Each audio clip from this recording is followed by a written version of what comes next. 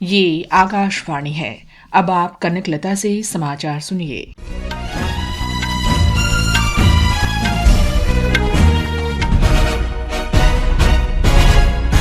प्रधानमंत्री नरेंद्र मोदी ने आज केरल के तिरुवनंतपुरम में विक्रम साराभाई अंतरिक्ष केंद्र का दौरा किया और अंतरिक्ष क्षेत्र की लगभग 1800 करोड़ रुपए की 3 महत्वपूर्ण बुनियादी ढांचा परियोजनाओं का उद्घाटन किया।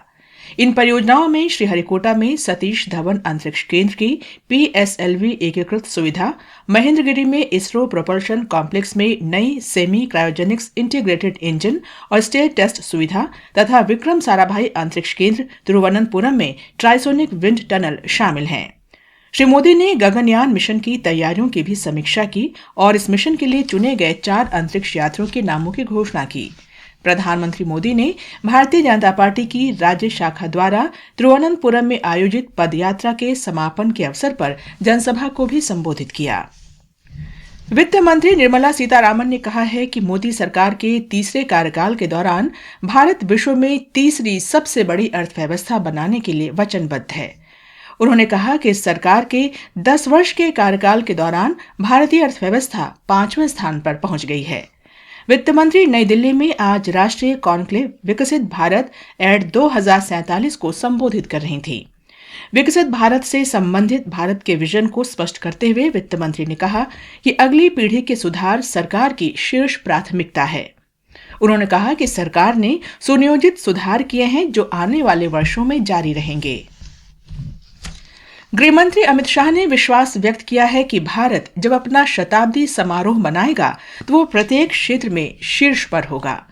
गुजरात के कलोल में श्री स्वामी नारायण विश्वमंगल गुरुकुल के नवनिर्मित मेडिकल कॉलेज के उद्घाटन समारोह को संबोधित करते हुए श्री शाह ने कहा कि एनडीए सरकार देश के पूर्ण विकास के लिए वचनबद्ध है। राज्यसभा की 15 सीटों के चुनाव के लिए मतदान जारी है। इससे पहले राज्यसभा के लिए 56 उम्मीदवारों में से 41 निर्विरोध चुने गए।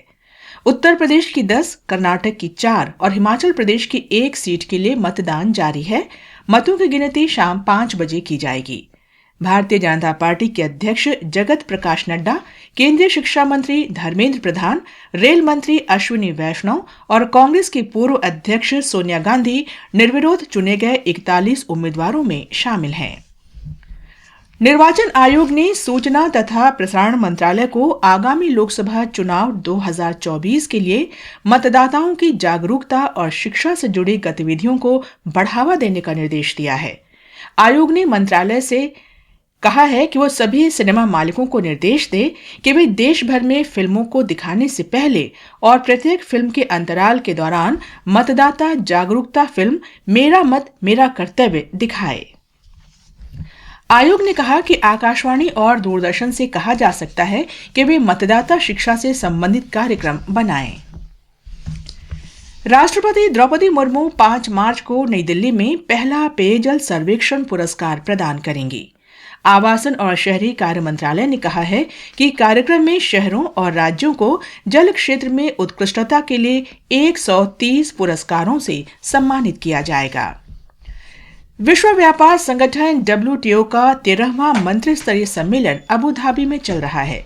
कल से शुरू हुआ ये सम्मेलन बृहस्पतिवार तक चलेगा। आज होने वाली चर्चा में मत्स्य पालन और कृषि सबसे महत्वपूर्ण है। सम्मेलन का मुख्य बिंदु मत्स्य पालन सब्सिडी को विनियमित करना है।